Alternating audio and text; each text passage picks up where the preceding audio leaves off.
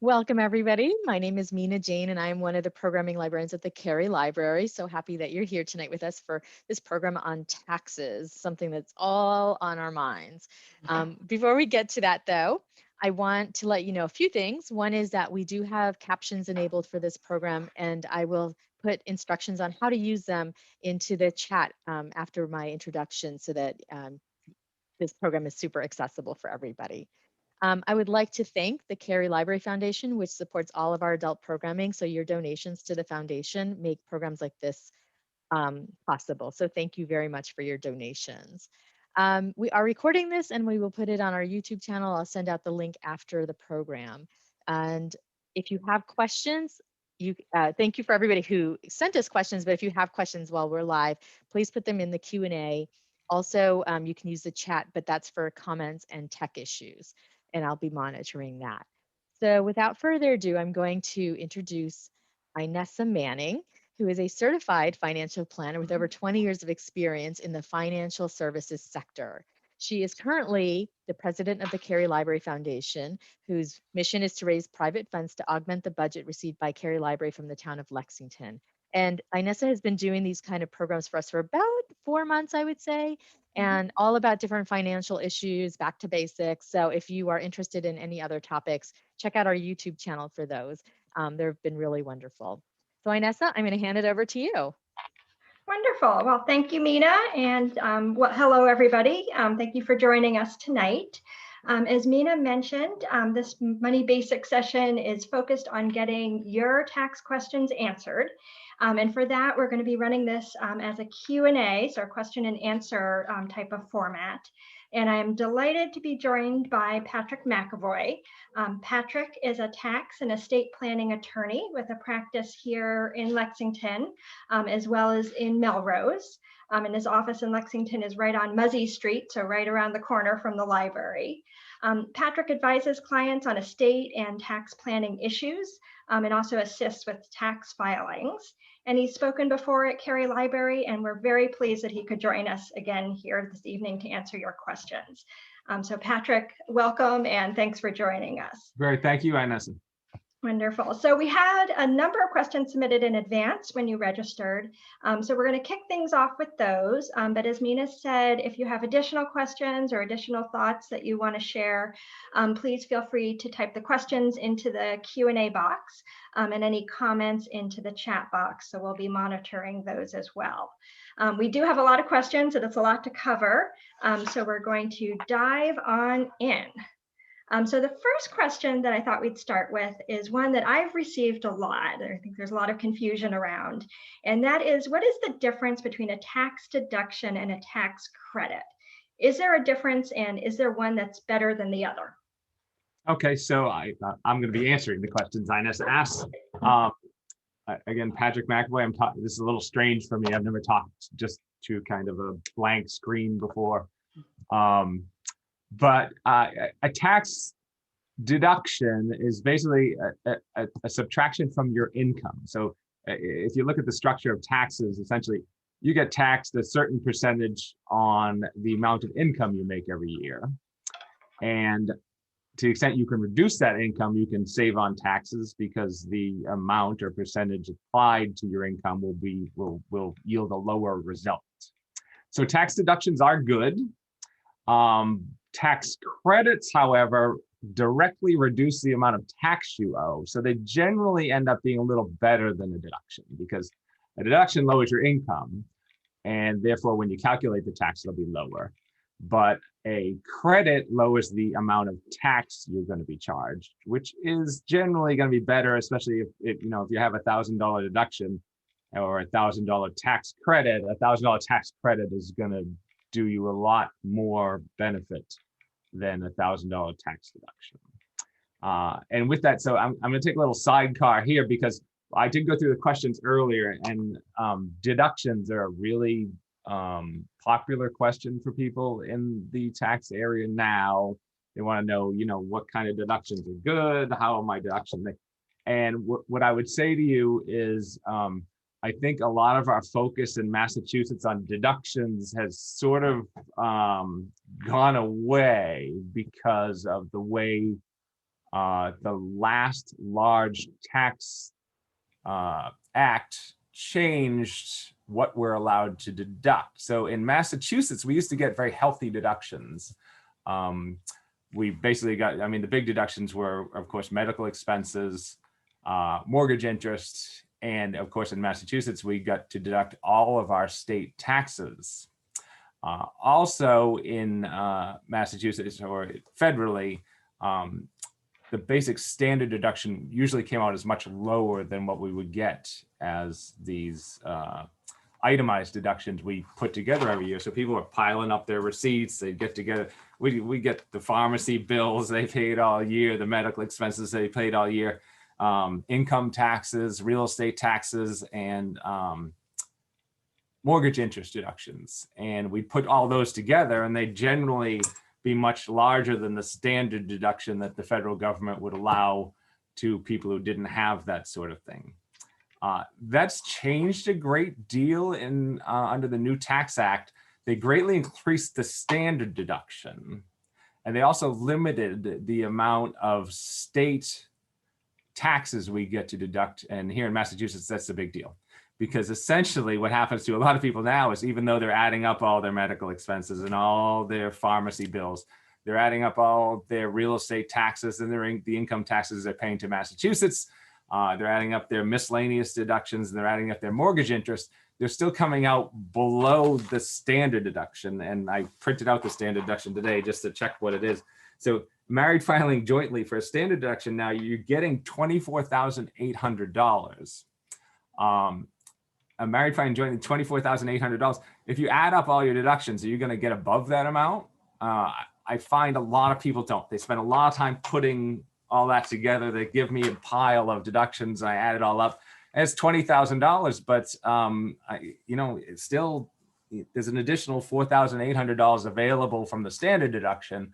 So their return gets a standard deduction, and all that stuff they put together and all that time they spent really wasn't that helpful. So I would be mindful of that when you're putting your tax returns together, and also mindful of that when you're comparing deductions and credits, because credits usually don't get phased out by the standard deduction. The credits get applied in a different part of the return. And that, for that reason, credits are sometimes a lot better than deductions.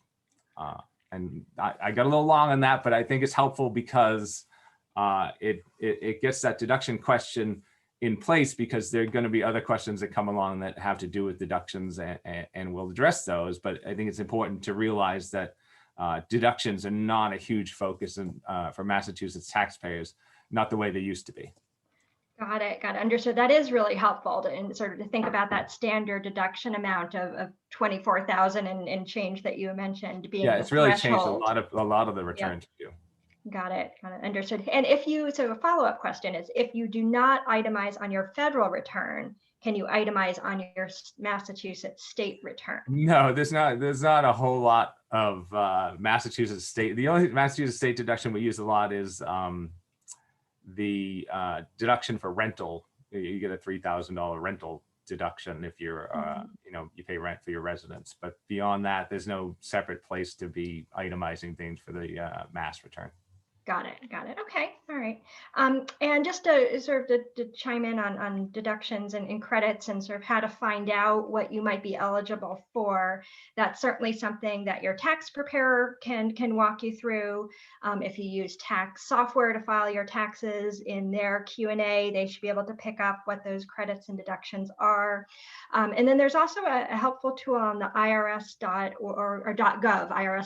website. And we'll put together a little resource list that Mina will send out to all of you tomorrow with a link to that. But that also is a tool that you can use to find out what deductions and credits that you're eligible for. So there's some resources there. Okay, so next we're going to turn to a question related to the pandemic. So this one is, I've been working from home because of COVID for the past year. Is there a home office deduction, and is that available to me? Okay, so the home office deduction's always been a point of issue, because it's always been a hyper technical deduction. like I said, it's not going to be that helpful a deduction if you're an employee because you already have the standard deduction. And also they sort of phased it out on you this year. So employees, even though you're working at home, if you're the employee of a company, you're not going to get a deduction for your home expenses. The only people who have a real chance of getting that and are people who are running their own business or operating as independent contractors. And even those people I would advise to be very careful about what they intend to deduct and what they think they can deduct, because again, it's a fairly technical part of the code. Generally you have to have an area that's devoted to your business, and there are other limitations that go along with it. So employees, you're not going to get it. Independent contractors and business people should be mindful of what they try to deduct in that area. Got it. So if you're an employee getting wages from your employer, then no, you're out of luck, even if you have your dedicated space at home for your Correct. home office. Yes. Got it. Okay. Okay, there's this follow-up question. So along those lines, another pandemic-related query, which is I've incurred some extra work expenses that my employer has not reimbursed me for because I've been working at home. I purchased a new chair, I purchased a higher quality printer, and I've used more ink. Is there any deductions or any expenses that I can deduct related to those costs? Yeah, the only people who the basic answer is no. I mean, yeah, you can't deduct expenses for your work. There are some limited exceptions for teachers, performing artists, fee-based government employees, and employees with impairment-related work expenses. It's also available to some salesmen, insurance salesmen, and truck drivers. But beyond that, it's not going to be available to you. What you spend at home and things like that are just going to be your home expenses, and you're not going to get a chance to deduct them. Got it. So very specific professions, and otherwise out of luck again, unfortunately. Pretty much, yeah. So Okay. I'm sorry. I didn't write the code. That's just how it is. Of course, of course. And so we did have a question that just came in about deductions for charitable contributions. And I think there's been some recent changes there and related to what is itemized and what might not need to be itemized to be deducted. Yeah, small changes, unfortunately. I mean, they're going to allow you up to $300 in COVID-related donations, or COVID. It says COVID at the bottom of my screen. COVID-related donations can be deducted above the line, which means they don't have to be itemized on Schedule A. And so even if you are taking a standard deduction and you don't, you can deduct up to $300. And also they are allowing, they've waived I'm sorry, for this year, for 2020, they've waived the limit on the amount of deductions you can claim. Essentially, your limit was you couldn't deduct more than 60% of your adjusted gross income in any 1 year. And for this year, that's waived. So even if your income was way down, if you are itemizing and you have large charitable deductions, you're going to be able to get a lot more through and put a lot more on Schedule A and carry it over and deduct it this year than you normally would. If you're that high, I mean, it takes, if your income's way down and you have big charitable deductions, then that's one thing. If you have huge charitable deductions anyway and your income's still up, you're not going to have limitations. So those are the two big changes for this year. Okay, so a little bit of good news there. So $300. Finally, yeah. Do not have to itemize, exactly, and unlimited. And is the unlimited, if you itemize, does that need to relate to a COVID charity, or no? I think it could be any kind of charitable deduction. I think they waived the 60% limitation for the year for everything. Okay, a little bit of good news. Okay, so now we're going to switch gears and talk a little bit about retirement income. So somebody asked, can you explain how minimum required distributions from retirement accounts work, and if there's been any recent changes I should know about? Okay, so required distributions from retirement accounts occur to people when you get to be the age of 72, and the year after you turn 72 in April, you have to start taking money out of your retirement accounts. Anytime before that, you can withdraw, you can take out what you wish, or you can leave it in. But once you get to 72, the following year, you're going to have to start taking it out.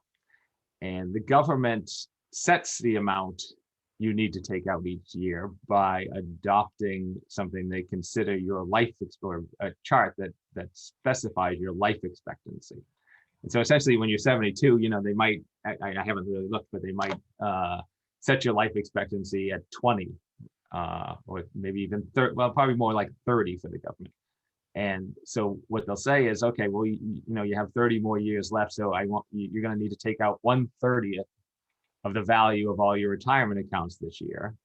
And as you take that out, of course, it's taxable. So you have to add it to your tax return. The next year, it'll be 1/29th. And then, so each year that fraction gets down, down, down. And the amount you have to take out of your retirement account gets larger and larger. Eventually, you'll find, I think I find with a lot of my clients that their retirement accounts actually grow faster than they're taking them out. So the government's not really that bad. It's not that tough a rule for most people.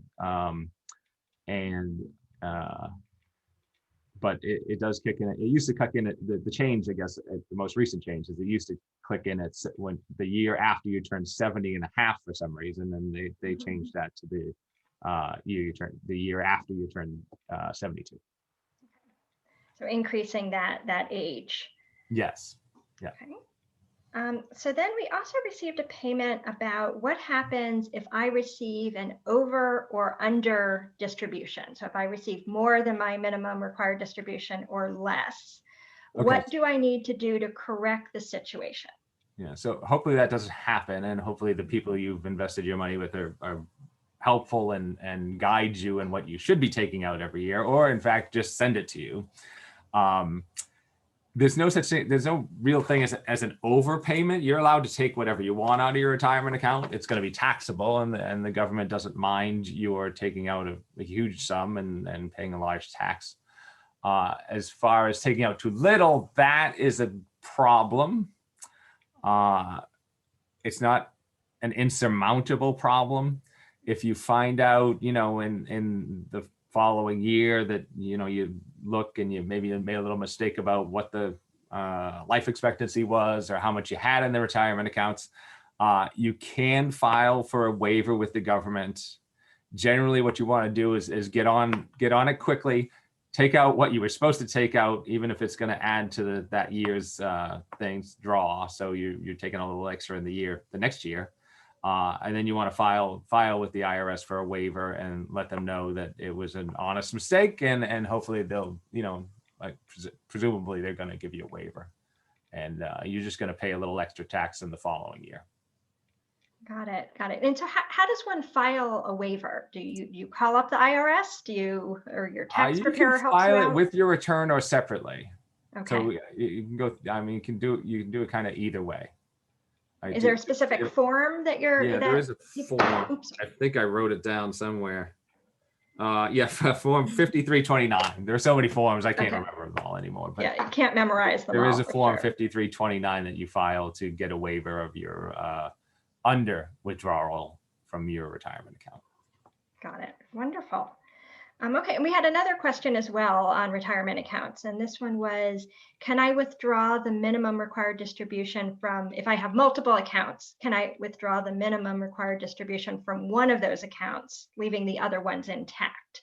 And yes, you can. You can add up all of your retirement accounts and you'll get a number, and then you'll apply your fraction to that number, and it'll tell you how much you have to take out for that year. And so long as you get that amount out, it doesn't matter which account you take it out of. You can take it all out of one, or you can spread it evenly over all the accounts that you have. Mm-hmm. So long as you get the right amount out and you put it on your tax return, you'll be fine. Got it. Okay, so a little bit of flexibility there. Yes. Okay. And then what about any changes or to penalties related to early withdrawals from retirement savings accounts? Okay, so for this year and COVID type things, there is the ability to take out early, meaning before you turn 60, you can actually withdraw from your IRAs and 401ks without the 10% penalty that would normally attach to that kind of withdrawal. You need to be careful with this kind of thing. There are ways to do it. And there may be requirements about paying back, and there may be requirements that you don't have to pay back. I would expect there are going to be a lot of changes coming with the new administration and the COVID bill that is getting, voted on perhaps even this week and probably signed, next week. So, you have to keep your eye on that kind of stuff. I suspect you're going to have another waiver this year where you can take out to the extent you need it. And to the extent you need it, you have to show that, COVID's affected things. COVID's had some impact on your income, and that you need to turn to your retirement accounts to support things. Got it. Okay. And we just had another question submitted related to retirement accounts, which is there an optimal time to take out my minimum required distribution? So I think there's a time of year. Is it better to take it out in a certain month, to spread it across all the months in the year? Is there anything that's optimal? I don't think it makes a much difference. I mean, once you get to the end of your year, will have taken out so much for the whole year, and then that gets reported to you on what's called a 1099-R from where companies you have been taking from. And so it doesn't make any difference if you take it out in July, you take it out in December, or you spread it all the way across the day. I mean, it's going to be the number. You basically determine the number, and you have to take that out during the year. And just sort of chiming in with a financial planner perspective. So typically, whatever institution holds your retirement plan, they will set things up so that they're sending you a monthly amount for your RMD. So it's usually pretty seamless. They will set that up and they will adjust that automatically every year. Yeah, and Innessa, they generally tell you the number anyway, right? I mean, they'll actually calculate things for you. So if you get a good place, someone will do it for you, or otherwise you have to kind of look these things up yourself and do your own math, which can be quite difficult. Right. So I would say first, sort of check to see what's going on. Is it automatically happening? And then if not, then you can worry about how to calculate it and sort of the timing of it. Okay, so then if sort of still on the retirement plan, but for somebody who's still working and still contributing, they asked, is there any penalties for over contributing to my retirement plan?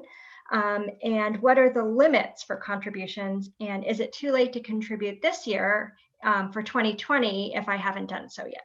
So, I mean, there are definite limits on, and there is a penalty. I think it's a 6% excise tax on over contributions to an IRA. For the most part, I think 401ks, you're going to be working with your employer and the human resources or whoever the management company is there. You can't. So you don't want to overcompensate and give too much to your IRA. The limits this year, and I wrote those down too because I can't remember these things. For IRAs, this year's deduction, this year's amounts are $6,000. So you can put $6,000 into your IRA this year if you're otherwise qualified. I mean, obviously you want to know that you're, if you have 401ks and things like that, that can impact your ability to put money into an IRA. But if you're fully qualified, then 6,000 would be the limit.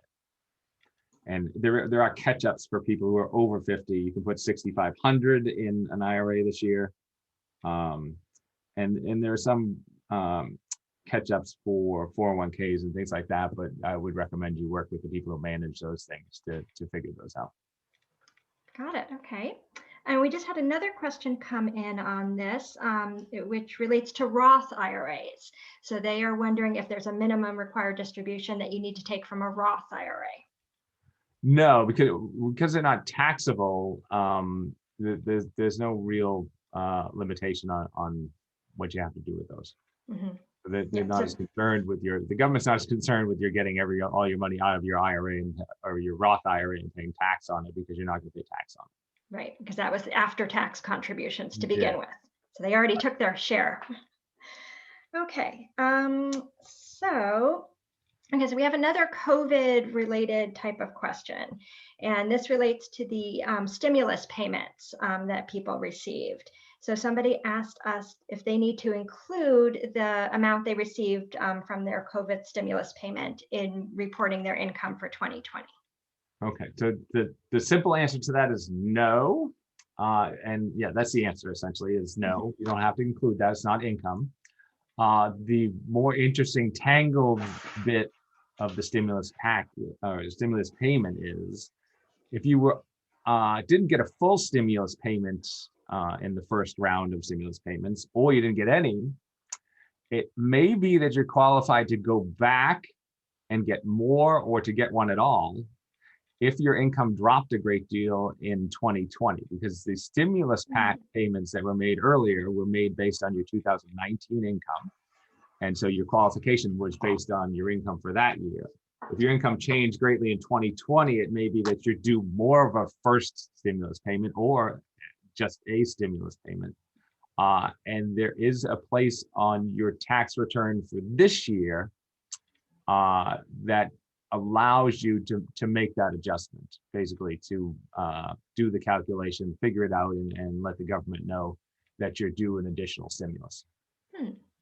Got it. And this is unrelated to the stimulus that's being talked about with the current plan that the Biden Yeah, the current one will, pushing. I assume, be, actually, with the current one, my understanding, again, it hasn't passed, so nobody knows exactly the rules and things that go with it, but that could be based on your 2020 income or your 2019 income. So it may be good if your 2020 income is way down to get your return in fairly early, because that may determine how much you get as far as the stimulus payment. Oh, interesting. So Your that's 2019 income is high and your 2020 income is much lower. It may be best to get in there and tell the government, hey, you know, I qualify for more than you think, and you might get a better stimulus payment that way. Interesting. Yep. So a real good reason to file sooner rather than later in some cases. Okay, and so you talked about medical expenses a little bit at the beginning, and we do have a question on that, which is, has there been any changes in relation to deductions for medical expenses? Okay, so unfortunately they have. So again, medical expenses have always been tough because they're limited to 7.5%, or to what exceeds 7.5% of your adjusted gross income. So to the extent you have, gross income of $100,000 and $7,000 in medical expenses, you're not getting any deduction. If you have, a great deal more, you might get a deduction to the extent, and if your income is much lower than the 7.5% threshold is a little different for you. Unfortunately, this is the last year of the 7.5% threshold for years beyond now, unless it changes and this gets changed by this current administration. It's going to be 10%. So to the extent your medical expenses exceed 10% of your adjusted gross income, they'll be deductible. To the extent they don't exceed that amount, they won't be deductible at all. That's the current code, and that may or may not change. Got it. So a higher bar for 2020. Higher bar, I suppose. Yeah, that's what we're anticipating. Got it. Okay. And we just had another question come in about stimulus payments again. And somebody is just seeking clarification that you do not have to report the stimulus payment for both federal as well as state, as Massachusetts state. I don't know if Mass has made a determination about it. Like, I don't know if I've seen that, but I can't imagine they're going to tax it if it's not federally taxable. I can see how that could be. Okay. So maybe a little more research there that somebody has to do just to confirm that. But yeah, I can't even imagine where you'd fill that in the forms, though. I mean, unless Mass adopts a specific place to put the stimulus payment. I just don't see Massachusetts adopting a rule that said, and I assume that would be published either on the website or in the newspaper if they decided they were going to adopt a tax of stimulus payments. That'd be a little. Got it. So in absence of seeing something, Massachusetts, I think, yeah. Got it. So in absence of seeing anything to the contrary, just stick with what you're reporting on the federal side. I think so. Yeah, I think that's the advice I'd go with. Okay, got it. Okay, so we had some questions as well about education expenses, and if there's anything that people can deduct either for their own education or for their children going to college. Okay, so I think that She's that's been an endless frustration for me. I'm a parent and had a lot of educational expenses myself, and getting any benefit for educating the children has always been a little beyond my abilities with taxes and tax returns. There are some, lifetime learning credits and things like that you could look into. I know that, if your current education expenses are related to your work and they're improving your ability to earn, you might find some credit or some deductions there, but there's some real limitations on the kind of things, especially if you're a higher income, and higher income doesn't mean a gazillionaire in the federal system. It's very difficult to get anywhere with deductions and things like that. And I would certainly look into it, but I can't think, I can't think of any that I'm constantly applying to people's returns, or currently constantly seeing benefits people are getting for paying for educational expenses. So not a lot there, and what is typically phases out at certain income levels. Yes. Yeah. Got it. Okay. And student loan interest, is that kind of the same, that it phases out? I don't see that. Yeah, I don't see that getting deducted very much. Okay. I do a lot of younger people. I mean, my specialty is kind of estate planning and tax, and so I do a lot of higher end older people. So I don't do a lot of families with children and student loans, things like that. But I don't think there's a lot there. I think it's personal interest. I hope they cancel it, but I don't know that there's a lot of deduction there for that. Not a lot of flexibility. Okay. So along those college lines, we had a question that came in that asked, my daughter is 21 and in college. Should we include her as a dependent still on our tax return? Yeah, so she can still be a dependent on your tax return. You're not going to get the child tax credit for her, but I think she could clearly fit in as a dependent on your tax return until she's not a full-time student and has moved on. Got it. Okay. I'm trying to think sort of the next bucket to cover. I think so. We had a question about somebody who has just moved to Massachusetts, and you've talked about this a little bit already. But she was wondering if there's anything specific around Massachusetts tax that she should know about, and in particular, she's retired. If that helps, kind of that bucket of questions. Yeah, there's not. I mean, you're not gonna. It's not. I don't know what state you came from, so I don't know what kind of changes you should be expecting. But I assume we have probably a higher tax rate and more tax than you've been paying elsewhere. I would say, as far as retirement and Social Security and things like that, and as they go together, the higher your income or the more you withdraw from your retirement accounts, the more your Social Security becomes taxable both at the federal and the state level. So you want to be careful about that kind of thing.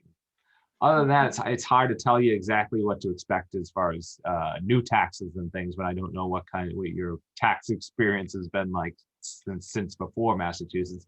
But there aren't a lot of extra deductions or things like that you're going to find in Massachusetts that you need to know about. Generally, the Mass is going to track the federal, and it's going to, get you for 5.1%. And stay away from short-term gains because those can be quite expensive in Massachusetts.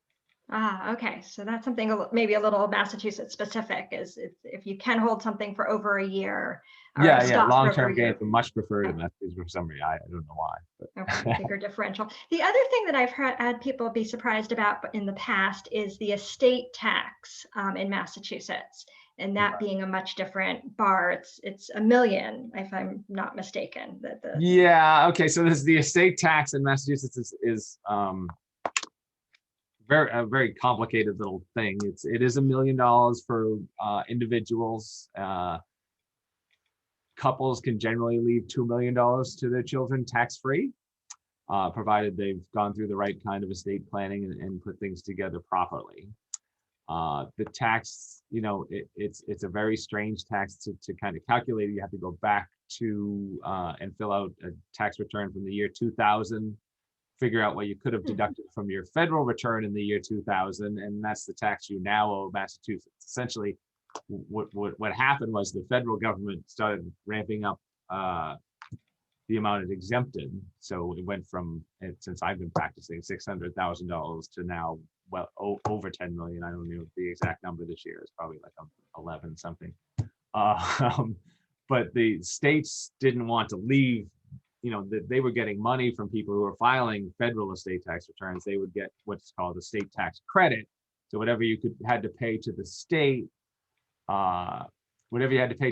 you could deduct off your federal return. So all the states had adopted something called a sponge tax, which meant, okay, well, just pay us what you can deduct. And so we would calculate what the deduction was. We'd pay that to the state, and then we'd pay the federal government what was due over and above that.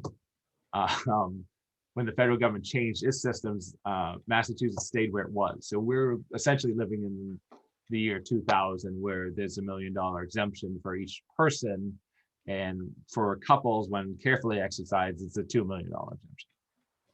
Got it. So substantially, the exemption is substantially lower for estate taxes in Massachusetts than on the federal level. Yeah. Oh, yeah. I mean, most of my clients in Massachusetts, that are concerned about estate planning and things, they come in and we quickly take the federal tax and put it aside and say that that's not going to be an issue here. But the state really is going to be one, because it's a $1 million limitation, and most people get to that. A house, an IRA, some life insurance, some bank accounts. You get to $1 million fairly quickly, and that needs to be dealt with. So, got it. Okay, great, thank you. So we had a question too about documentation and how long people should be retaining their tax-related documents. So both the filing, a copy of their filing, do they need to retain that now that everything's electronic? And then secondarily, any supporting documents, do they need to keep copies?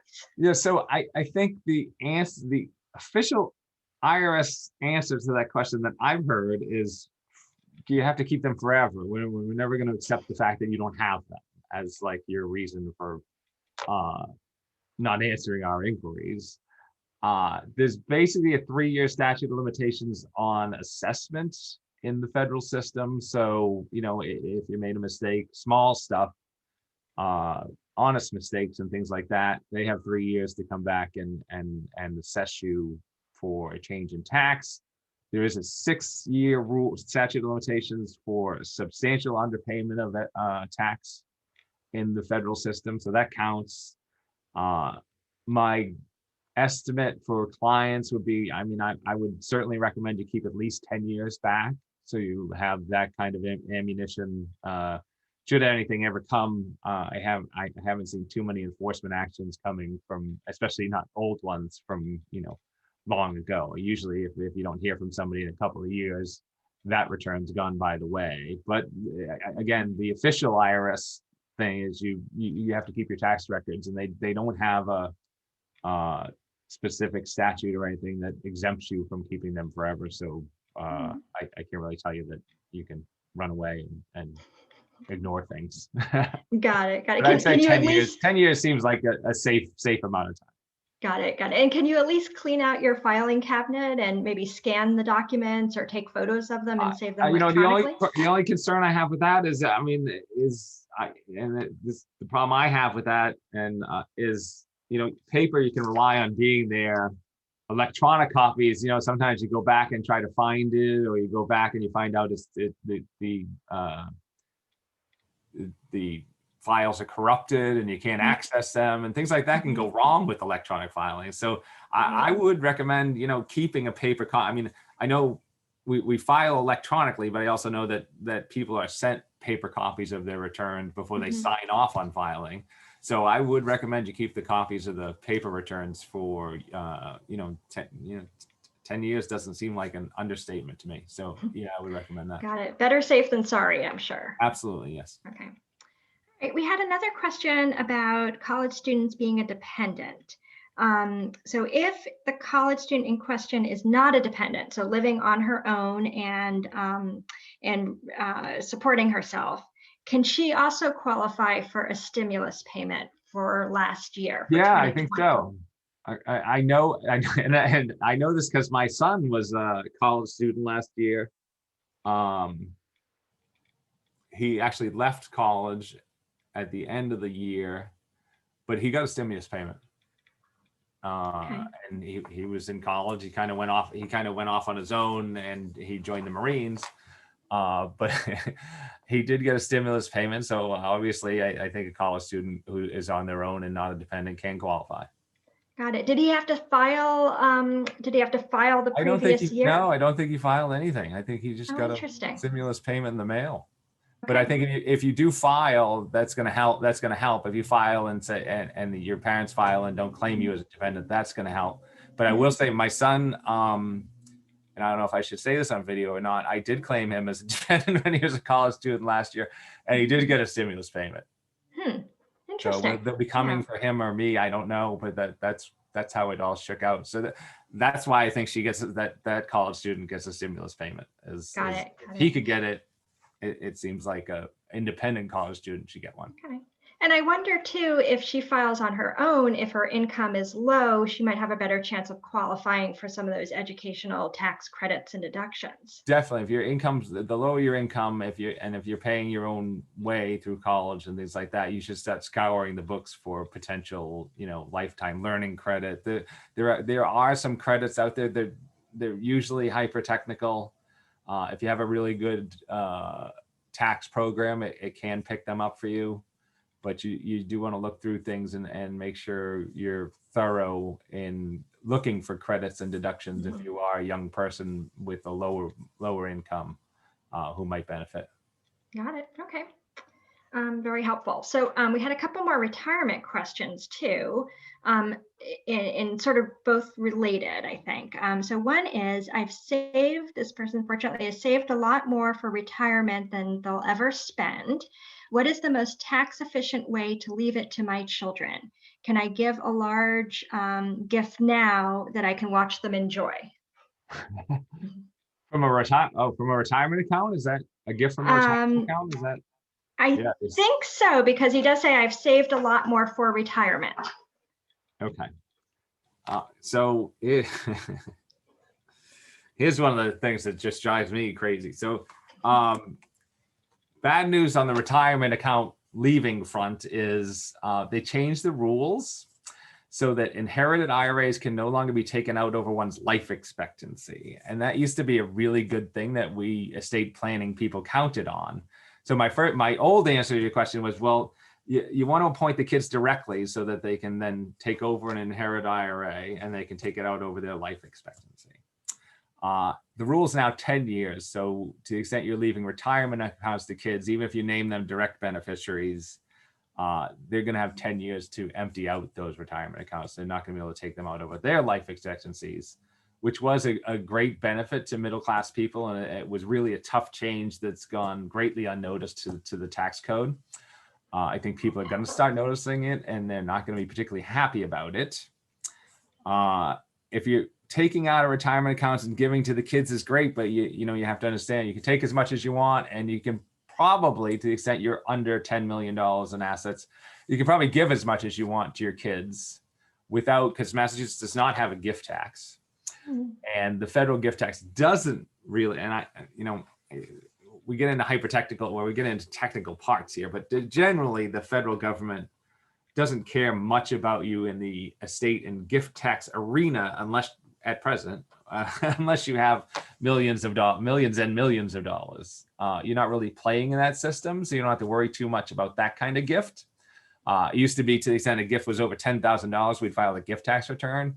Now you see a lot less of that, but you can't really gift a retirement account directly. You have to take the money out, pay the tax, and then hand the money down to the children, or you can appoint the children as beneficiaries. But got it. So you can't gift directly from a retirement account. So if it's in your IRA or employer-sponsored plan, you can't give a gift to your children. You cannot transfer that. It's the only exception is charities. You can make charitable gifts from your IRA and keep the gifts and the movement of that money out of your taxable income tax.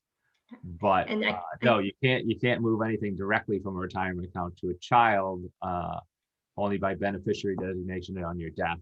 And then there's the 10-year limit on how long they can maintain the retirement account. Got it. So I think if you wanted to give gifts to your children from a retirement account, you first have to take whatever amount you want to gift them plus the amount of tax that you would have to pay. Correct. And then gift to them from another account, from an after-tax account. Right. Right. Yep. Got it. Okay. So this was another, okay, so this was another question around gifts as well, in terms of what documentation. So you mentioned briefly Massachusetts does not have a gift. Yeah, so we don't have a gift tax. And so I talked to a lot of clients about gifts and things like that, because there are advantages in the Massachusetts estate tax system that you can get from making gifts, because you're not going to pay a tax on the gifts. See, so the old federal system, they had a gift and estate tax, so that when you made gifts, you had to keep track of them, and then to the extent they got up high, you had to pay tax on the gifts. Mm-hmm. That's kind of gone away with the huge changes in the federal system, such that almost, we're talking, I don't even know what top percentage, but it must be the top. You have to be at least top 5% of assets in this country to be in that system. I find I don't run into I have some clients who are in that federal system, but not many. I'm assuming that most of the people here tonight don't have to deal with the $10 million issues. And so documentation, I think some really stickler CPA might tell you, well, to the extent you always have to file a gift tax return and keep track of this kind of stuff, but it's a federal gift tax return. There isn't a state one. Mm-hmm. And most of us only play in the state system because we don't have gazillions of dollars. And so there isn't a lot of documentation you need to do with that kind of thing. Mm-hmm. There are some pitfalls with gifts, like giving away appreciated property can be a bad idea for people. So you want to be a little careful about what you gift. I mean, if it's cash, obviously that's not a big problem. If it's cash and you're not a gazillionaire, then you can pretty much feel free to do what you wish. I don't think there's going to be any tax consequences for you.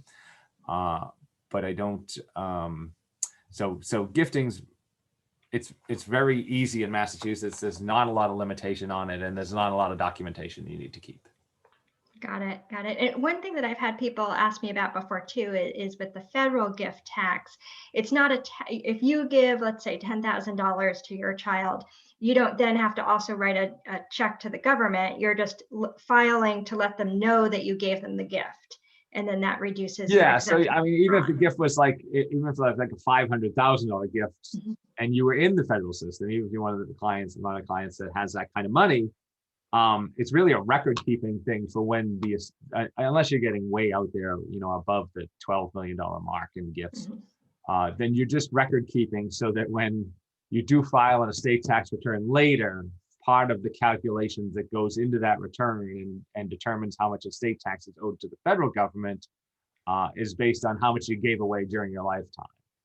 Because what the government essentially, what the federal government essentially assumed back in the days where they had a unified estate and gift taxes, okay, well, you gave away all this during your lifetime, so we're going to count that as part of your estate and we're going to tax it this way.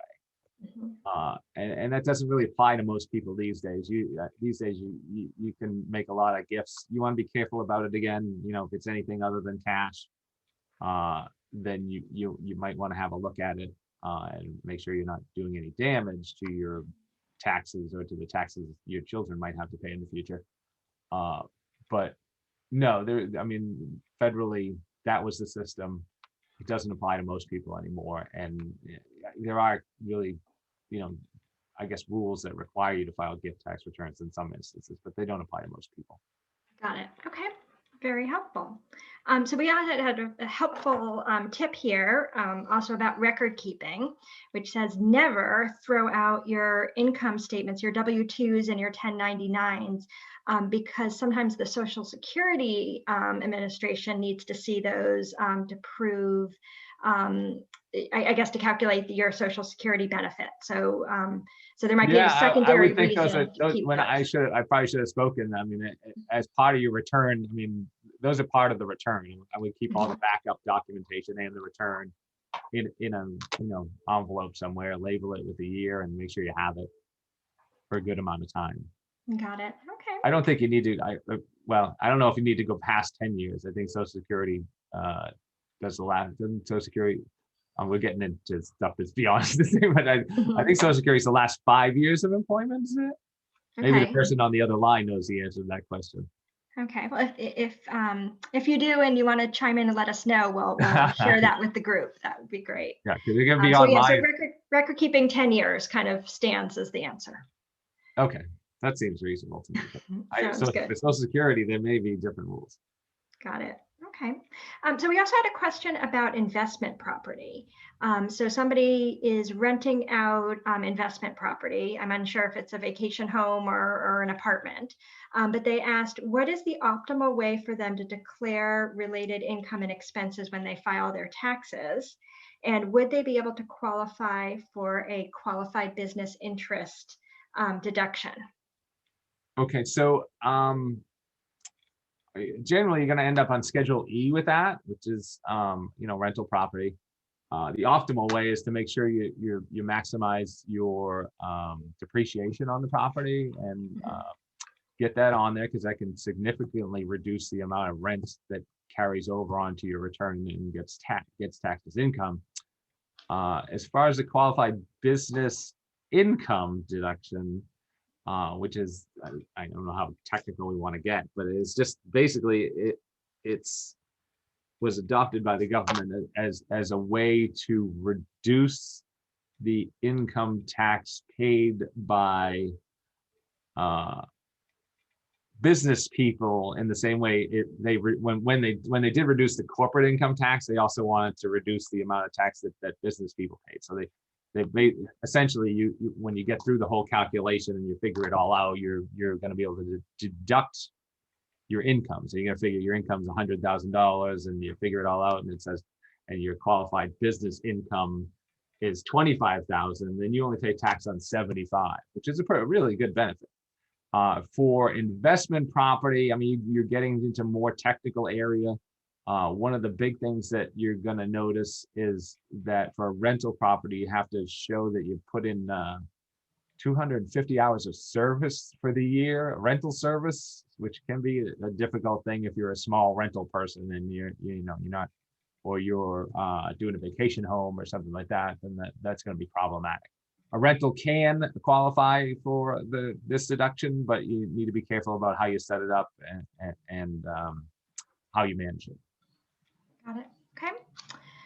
Okay, so we've had other questions that keep coming in, which is great. One kind of ties us back to our discussion about the estate exemption, and is wondering if, since Massachusetts sets the threshold at $1 million, but does not have any gift tax, is it better to gift if you're a Massachusetts resident?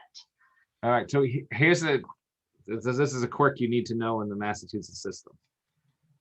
If you die with less than $1 million, you don't have to file a return and you don't have to pay tax. But unless, I should say, unless you got to below $1 million by gifting. So if you had $1.2 million and you gave away $300,000 before you died, but recently before you died, and ended up with $900,000, you have to file a return and pay a tax. If instead you only made $900,000 or you only had that amount when you died, you don't have to file it. So, got it. So that's not a workaround. It's not a complete workaround, but it does lower the tax because you're only going to pay in the 900 instead of the 1.2. If you instead sat there and didn't make the gift, then you're going to pay on the 1.2. So it doesn't get you completely out of it, but it lowers your tax. Okay, so it is helpful. Gifting's good generally. I mean, you do it carefully and you make sure you're doing the right things with gifting, but it can be very helpful to older people in Massachusetts who want, they want the bulk of their estate to go to their kids in a tax efficient manner. Got it. Okay. So we had a question also about the stimulus payments, and somebody had asked, for babies born late last year, do they qualify for a stimulus payment? No, I think your stimulus payment increases based on children, right? But the children themselves don't actually get stimulus payments, right? Right. So, right. They have to be independent, filing their own taxes. Last year, I suspect they're going to make this round, but I don't think they're going to make the 2020 round of payments that went out. Got it. So they helped with the amount. I honestly haven't run into that question, so I don't honestly know the answer for a fact. Got it. But that's what I would suspect is the answer. Right. So the baby themselves does not get the stimulus, but they might help their parents get a little more. Right. Got it. Okay. Okay, another question about documentation and Social Security income. Do you need to save your W-2s after you start getting Social Security income? Well, for the reasons stated by that, your W-2s are part of your tax return. So you need to save your tax return records. If you get audited by the IRS and you have to meet with them, they're going to expect you to have your W-2s with you, along with the 1040 and things like that. And I'll tell you this about the IRS, they're not great at keeping technical records themselves. So they might have a screen picture of what they think you got for the year, and your W-2 could say something completely different. So yeah, keep your W-2s at least, and you know, like we said, 10 years, I would think is the amount of time you need to keep them. Got it. And just to clarify for people, it's not your pay stub. So it's not your monthly pay stubs that you need to keep. It's the W-2, the one sheet that you get once a year. So it's not too tremendous volume in terms of paperwork to keep. And it should all, I mean, that and for most people, that and your tax return should all fit in a fairly small, flat envelope that you could put in, it would take up one draw. 10 years might take up one draw in some people's house, although in some people, other people, it's going to be much larger, boxes and boxes of stuff. Great. Yes. Okay.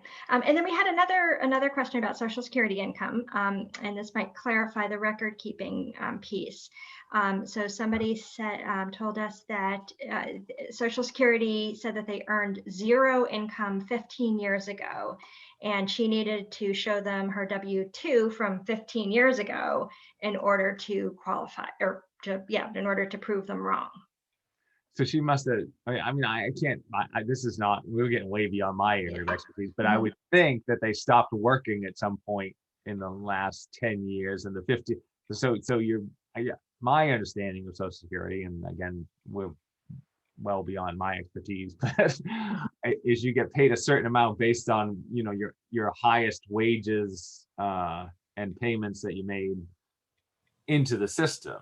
And that could, I guess, fly back 15, 20 years if you didn't keep increasing the amount you were bringing in every year until you retired, like a lot of people do. Maybe you stopped working, or your income went way down, and your payments to Social Security should be based on a higher amount. You might need to show that, but these aren't really, we're getting beyond tax at that point. Right. We're getting a little in the weeds. I do know that the Social Security Administration does keep records for people. You can get a statement from them. They used to mail out in hard copy. I think everything's digital now. But I believe you can go onto their website, and if you identify yourself, it's probably buried somewhere in there, but you can look up to see what income they have on file for you. So if anybody's concerned, I would probably start there as the starting place. Okay, so I think we've actually gone through the questions that we have. Okay, there was one more at the very beginning I didn't catch, which is, would you know the standard deduction for a single person? So we talked about for a couple. I would, because I printed all that stuff out so I'd remember it. Fantastic. Let's see. Standard deduction, single taxpayer for this year is going to be $12,400. Great. So if your deductions aren't going to get over that amount, then don't spend a lot of time collecting the receipts and things like that and dumping them somewhere, because you won't really need them. Got it. Okay.